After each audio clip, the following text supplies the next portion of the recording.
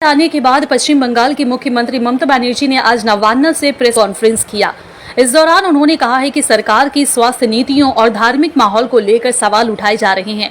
कुछ लोगों का कहना है कि फ्री इलाज पर सरकार बहुत पैसा खर्च करती है, लेकिन हम कम दाम में जेनरिक दवाएं उपलब्ध कराते हैं। वहीं स्वास्थ्य बीमा पर जीएसटी लगाने को भी गलत बताया है। धार्मिक मुद्दों पर भी सरकार की नीतियों पर सवाल उठे हैं।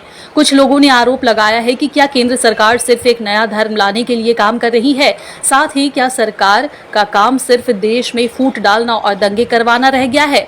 हालांकि शांति बनाए रखने की अपील की गई है। वक्ताओं ने कहा है कि जैसे ईद शांति से मनाई गई है, ठीक वैसे ही रामनवमी भी होनी चाहिए। इस दौरान क्या कुछ ममता बनर्जी ने कहा, आइए सुन लेते हैं। तो যারা মানুষকে স্বাস্থ্য না দিয়ে, স্বাস্থ্য আমাদের সম্পদ, চিকিৎসা করবে কোথা থেকে মানুষ? এই ওষুধগুলো যখন ডক্টর প্রেসক্রাইব করবে, কাউকে 97% বেশি দিতে হবে, কাউকে 57% বেশি দিতে হবে, কাউকে 40% বেশি দিতে হবে, কাউকে 50% বেশি দিতে হবে, মেডিক্লেম করা থাকলেও তাকে দিতে হবে।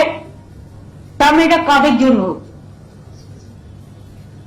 এটা কি ঠিক যে is it for one section of people যারা কমন পিপলের মধ্যে পড়ে না, যাদের ক্ষমতা আছে, কোটি কোটি টাকা আছে,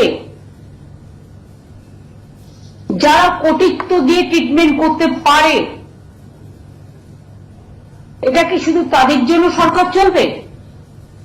নাকি যারা গরিব, যারা মধ্যবিত্ত, যারা সাধারণ মানুষ, মধ্যবিত্ত সাধারণ, মুখ ফাটলেও মুখ ফাটে না, মুখ খোলে না, কারণ তাদের সম্মান সবচেয়ে বড় ঐতিহ্য। আমি এটা তীব্র প্রতিবাদ করছি এবং এটা টোটাল উইথড্র করার জন্য অনুরোধ করছি। এবং এর প্রতিবাদে যেহেতু স্বাস্থ্যটা আমাকেও দেখতে হয়, আমি মামাটি মানুষকে যারা সমর্থন করেন, এবং আমি অল ইন্ডিয়া তৃণমূল কংগ্রেসের চেয়ারম্যানও আছি, যেহেতু 6 তারিখে রামনবমী, আমি কিছু করব না, শান্তিপূর্ণভাবে কাটুক পুজো। আমরা 4 আর 5 শুক্রবার এবং শনিবার বেলা 4টের সময়, বেলা 4টে থেকে 5টা 1 ঘন্টা প্রতি ব্লকে ব্লকে, প্রতি ওয়ার্ডে ওয়ার্ডে ওষুধের দাম বাড়াচ্ছ কেন? মানুষের স্বাস্থ্য আজকে বিঘ্নিত কেন? মানুষের স্বাস্থ্য কেড়ে নিচ্ছ কেন? আর কত দাম দিতে হবে মানুষকে সুস্থ থাকার জন্য? এই দাবিতে আমাদের এলাকায় এলাকায় মিছিল মিটিং হবে এবং সাধারণ মানুষকেও আমি বলবো তারা নিজেদের মতো করে, কারো এনজিও থাকতে পারে, কারো স্কুল থাকতে পারে, কারো ক্লাব থাকতে পারে, তারাও এটাকে প্রতিবাদ করুন। যদি না করে, আগামী দিন মনে রাখবেন, রোগী অসুস্থ হলেও সেন্ট্রাল গভর্নমেন্টের এই একতরফা স্বৈরাচারী সিদ্ধান্তে স্বাস্থ্য কিন্তু বিপাকে পড়ে যাবে। আর স্বাস্থ্য না থাকলে সম্পদ থাকে না, স্বাস্থ্যই সবচেয়ে বড় সম্পদ। আর কত টাকা পেলে কেন্দ্রীয় সরকার নিজেদের ঝুমলাবাজি বন্ধ করবে? ইলেকশনের সময় বড় বড় কথা, আর ইলেকশন হয়ে গেলে তখন সব উইথড্র করে নাও। কেন জিএসটিতে, মেডিক্লেমে জিএসটি দিতে হবে? কিসের জন্য? কেন মানুষকে একটা ফ্ল্যাট কিনতে গেলে জিএসটি দিতে হবে? কেন হেইরেতে জিএসটি ট্যাক্স নেই? কেন জিরেতে জিএসটি ট্যাক্স থাকবে? কোথায় যাবে সাধারণ মানুষ, গরিব মানুষ? আমি পরিষ্কার বলছি,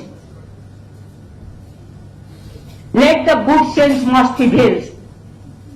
We cannot accept the price hike of medicine and GST for mediclaim. We cannot accept. And I will request my parliament members also, they are fighting for walk-up today, because the Jumla party is only one point program to divide the country. and they believe only divide and rule policy, what we don't. আমাদের constitution আমরা মানি, আগে কনস্টিটিউশনকে শ্রদ্ধা করো, তারপরে কারো অধিকার কেড়ো। কনস্টিটিউশনকে শ্রদ্ধা না করে মনে রাখবেন, ধর্ম যার যার আপনার, উৎসব কিন্তু সবার। এবং পরিষ্কার আমি বলছি, আমি কিন্তু শ্রীকৃষ্ণের বাণীও শুনি, স্বামী বিবেকানন্দও পড়ি, নেতাজিও পড়ি, গান্ধীজিও পড়ি, আম্বেদকরও পড়ি, আবুল কালাম আজাদও পড়ি, রামকৃষ্ণও পড়ি। একই কথা, কর্ম যার ধর্ম তার। ধর্ম তখনই সদিচ্ছা লাভ করে যখন তার কর্মটা মানবিক হয়, আর কর্ম যদি দানবিক হয় সেখানে কোনো ধর্মকেই শ্রদ্ধা জ্ঞাপন করা যায় না। আমি সব ধর্মকে শ্রদ্ধা করি,